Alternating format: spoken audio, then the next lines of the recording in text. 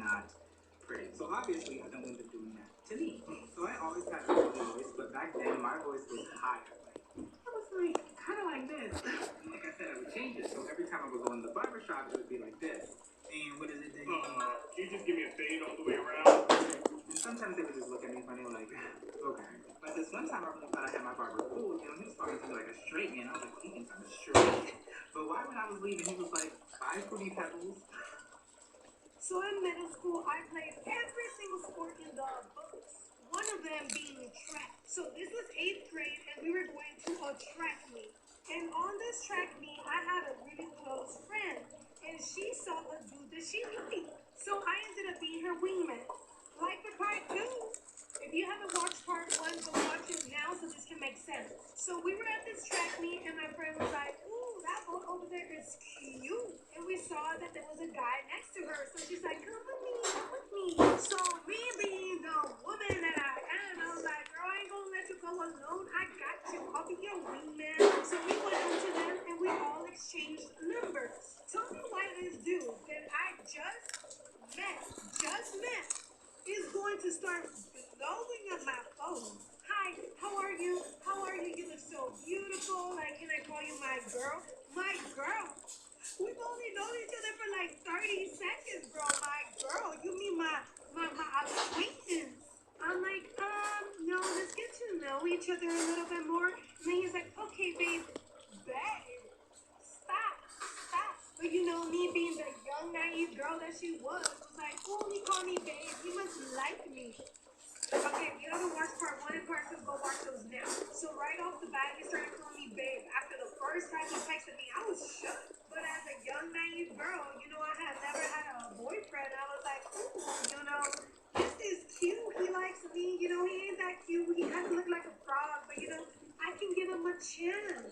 Just for visual representation purposes, he would do his hair like this. Ew! A moment of silence for me, please. So after like 3 days talking, he convinced me. I don't even know how. No, this is To just be a his talk, but I girlfriend. don't He's think like, you're you know, supposed to we've eat. been Where's talking for Fox? so long. 3 days?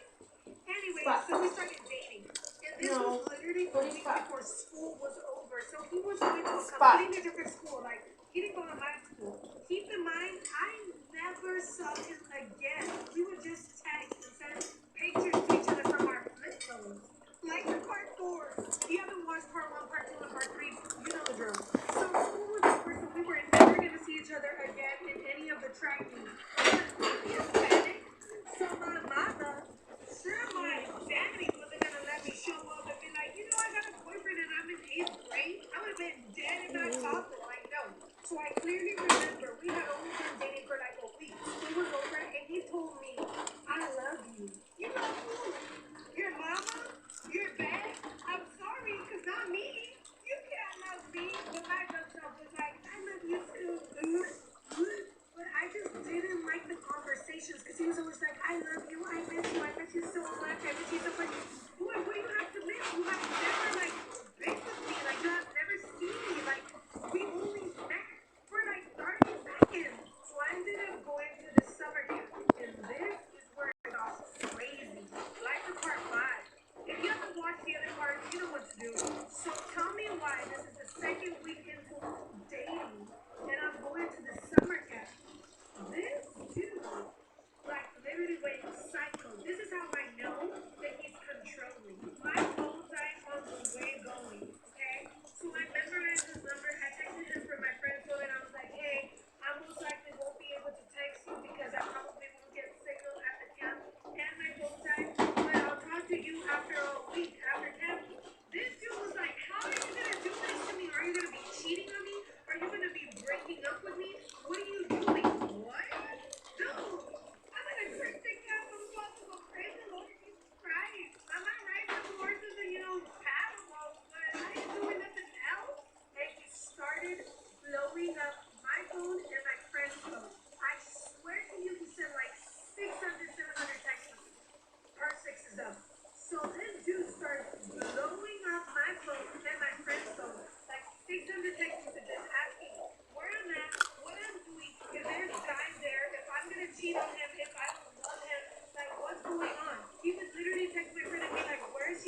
to talk to her. Let me talk to her over the phone. And I'm like, bro, chill. I literally had to go climb a whole little mini mountain just to get a signal on my flip. And I told him, if you stop texting my friend and threatening her, he was threatening her. He was like, if I find you and you don't let me talk to my girl, you're not letting me talk to her, we're gonna fight.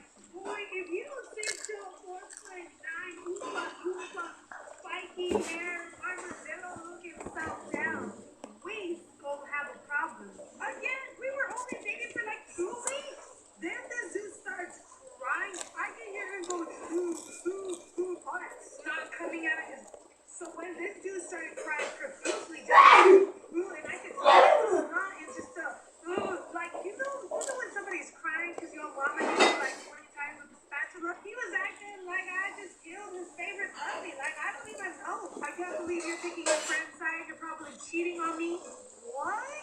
Are you freaking kidding me, dude? He's like, you haven't even sent me pictures in the last hour? Yes. He wanted me to send him pictures every hour. Who does that? At first he tried to make it seem like, oh my god, like I miss you so much, I want to keep seeing you. But no, it was controlling. And you know what? Your girl passed up to it and I was like, no honey, no ma'am, my mom taught me to be smarter. He was like, if you leave me, I'm gonna die. Well, we know he didn't die because, you know, he was on the Steve Wilkos show. But I was like, you know what? It's cracking. I don't have any signal. I can't hear you. And I never called him. I blocked him.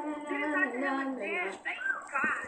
It was the night before Christmas, and my friend and I were dropping off baked goods for an elderly widow in our town. And my friend and I stood by the getaway car while our guy friend went over because he was the fastest runner, and he put the cookies on the porch, and then he ran, and he hid in a bush. And she didn't come out, and I guess he really wanted her to see them. So he ran back, rung the doorbell, and then he hid in a bush. And she didn't come out again, so he went up a third time, rang the doorbell, and the fifth time, he spun around almost immediately and started sprinting toward the car. He was like, drive!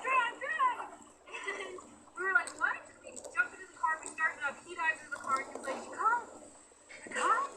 When I rang the doorbell, he screamed out that you called the cops.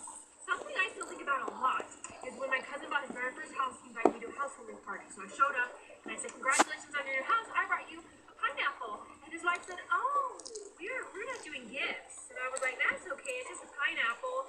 And she said, no thank you. And I was like, what? And she said, we just don't want a pineapple. And I said, oh, does somebody in the house have allergies? And she said, no, we just don't want a pineapple. And I was like, okay. And so I put it down on the table and I joined the party. And then my way out the door, I was going to forget the pineapple on purpose, so I just left. And she scooped the pineapple off the table, chased me down with it, and said, don't forget your pineapple, you can chop it up and eat it at home. And I was like, I will chop this up and eat it at home, and I'll use the rind to make juice. Because you can do that if you soak it overnight so it doesn't destroy your blender, but you didn't know that, but you can do that with pineapple now. But I just still, like, why? It wasn't just that you didn't want the pineapple. What bothered me is that you aggressively did not want the pineapple. And I just, why, Holly, why? Why did you not want the pineapple?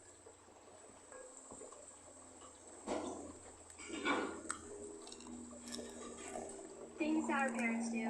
Parents always say that it's their house, but when it's time to do chores, it becomes our house too. Funny, right? When it's getting late, your parents will come into your room to check if you're sleeping, and if you're like me, you're probably like scrolling on TikTok, and then you hide your phone and pretend to be asleep. Every time there's guests at your house, your parents tell you to clean your room. Why? I don't know. And of course, parents blame everything on our phones. I'll be like, Mom, I can't find my homework. And she'll go, because of that phone.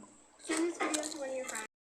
It was Christmas and my baby guardian took me to the mall to take a photo with the fake Santa that sits in the middle of the shopping center. I was waiting in line with all the disgusting snot-nosed bastards, really wanting to be Santa alive. I suddenly became violently hungry, so I told my baby guardian to stay put while I got churches and devoured the later. I ate that chicken like I was in competition, then I confidently strutted back to the line. There were 2 kids lived in front of us and I was losing my patience. So I struck one of them in the back of the head. The resulting child in front of me finished his photo, so I opened the gate with my chin up and began catching to Santa's adorably large leg. I threw it back on his leg and I was ready to take the photo, when suddenly I didn't feel too good. I just remembered I'm disgustingly allergic to being virus, and that's when my stomach started to beatbox. Santa said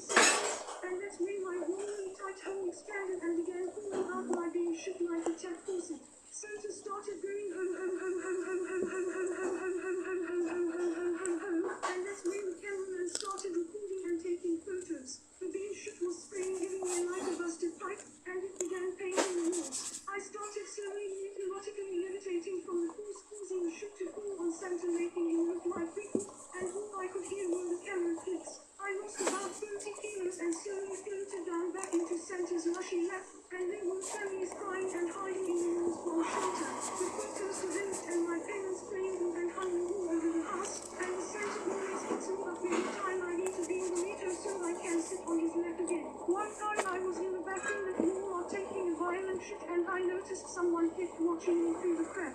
I see you do those buttons.